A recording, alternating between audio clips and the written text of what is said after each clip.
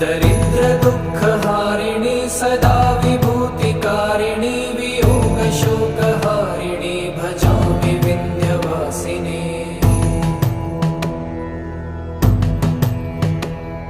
लसत्सुलोललोचनं लतासनं वरप्रदं कपालशूलधारिणी भजामि Vindhyavasini.